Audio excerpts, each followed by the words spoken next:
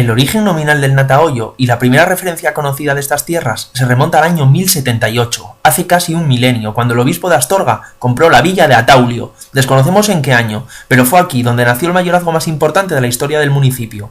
Carlos Miguel Ramírez de Jove, el primer marqués de San Esteban del Mar del Natahoyo, en 1707, abuelo de Jovellanos y promotor del Palacio de Bajodevilla, fue el primer título de este mayorazgo y el poseedor de estas tierras. Para que nos hagamos una idea de lo que era todo ese conglomerado industrial y naval que llegó a nuestros días, sepamos que los límites del Natahoyo se extienden desde el inicio de la calle Mariano Pola, al este copada por astilleros, la antigua fábrica de Moreda al sur, en los terrenos de la Braña, que podemos integrarla virtualmente en nuestro ámbito de hoy, el Club de Natación Santa Olaya por el oeste, en contacto con el sector de la Calzada Baja, y por el norte sus límites serían evidentemente el mar y antiguamente el Monte Coroña y el genuino Arenal de Pando. Como podemos ver en varias fuentes cartográficas finiseculares y primiseculares, el Natahoyo fue una urbanización reciente. En 1899 se encontraba en estado embrionario, como vemos en el extracto cartográfico de mi factura y en el plano de 1912. Nació a lo largo de la calle Mariano Pola, con la cobertura de ese punteado que veis que es el tranvía,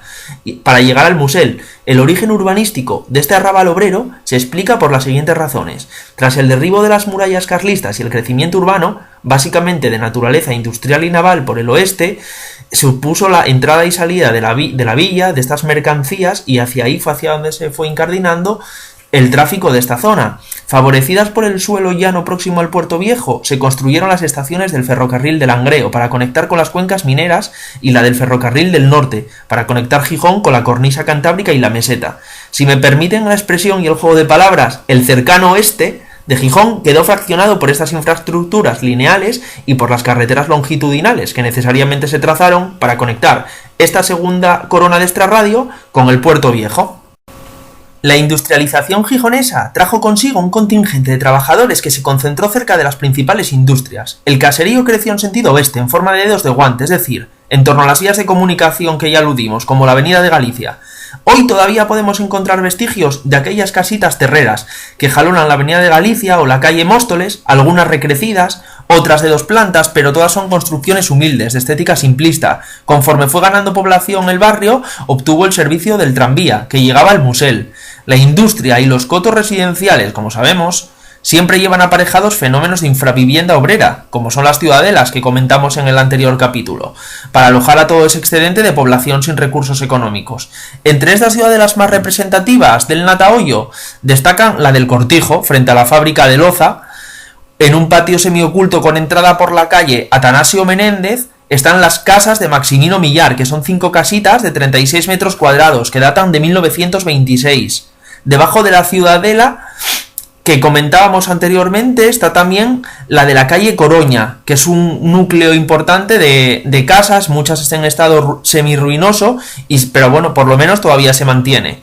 La ciudadela también de Revillagigedo, conocida como Les Calles. Eran 35 casitas a lo largo de las calles San Ramón y San Miguel, comenzadas a construir en 1879, hasta que su lugar lo ocupó en parte el hogar de San José.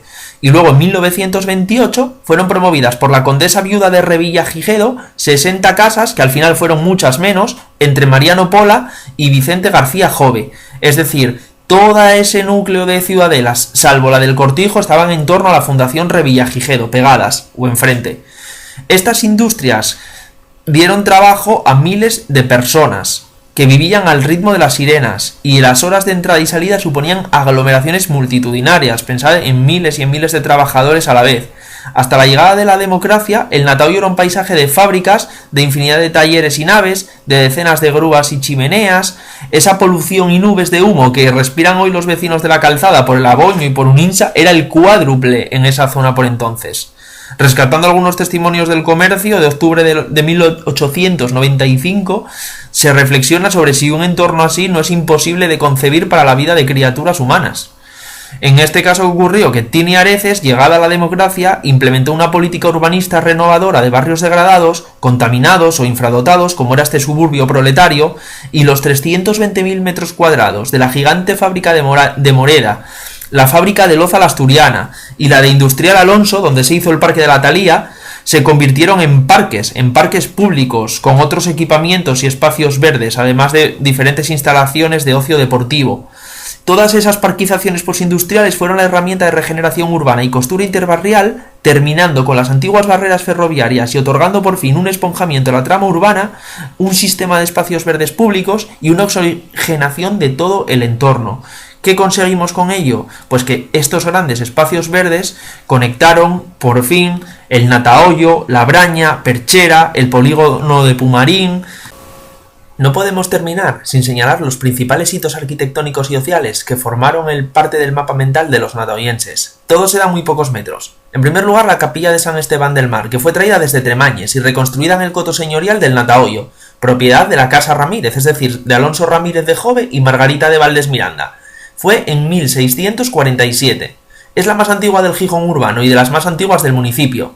Esta capilla con escudo de armas se encuentra junto al otro emblemático equipamiento del barrio, ordenado construir por Álvaro Armada y de los Ríos Enríquez, abuelo del actual conde de Revillagigedo, es decir, el edificio regionalista montañés de la Fundación Revillagigedo, que también fue promovido por la condesa viuda de Revillagigedo, bajo proyecto de García Lomas y Urbano de Manchovas, y el cual fue inaugurado por el infante Jaime de Borbón en 1929, este centro de formación profesional.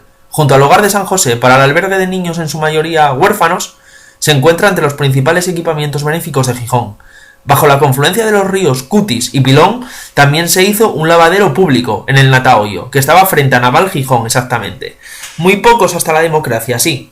Pero en el Natahoyo también hubo 3 grandes espacios de ocio. El Cine Asturias, o del Natahoyo, al lado del hotel que inicia la Avenida de Galicia, el balneario, que estaba situado junto a la maderera del Antero o Demetrio Castrillón, cuya chimenea podemos reconocer, pues está al lado de Tierras Tour, hoy sigue, y sirve de referencia para situar perfectamente este espacio. El Santa Olalla, en la discutida frontera con la Calzada, fue un espacio de ocio natatorio que nació de la iniciativa particular de un grupo de aficionados picando sobre el Pedrero, propiedad de la autoridad portuaria. Es decir, en contra de lo que muchos creen sobre la irregularidad del club de regatas, por el tema de la ley de costas, nada más lejos de la realidad fue en el Santa Olalla, el que se hizo posterior a la ley de costas y se picó sin autorización inicial sobre terrenos privados. Como muestra su evolución, pasó de ser una simple piscina natural que se rellenaba con la subida de las mareas de agua salada, estancada, a ser uno de los principales espacios o complejos de ocio deportivo de la ciudad, con pistas de tenis, con canchas de pádel, de squash, de frontón, piscinas climatizadas cubiertas, etc.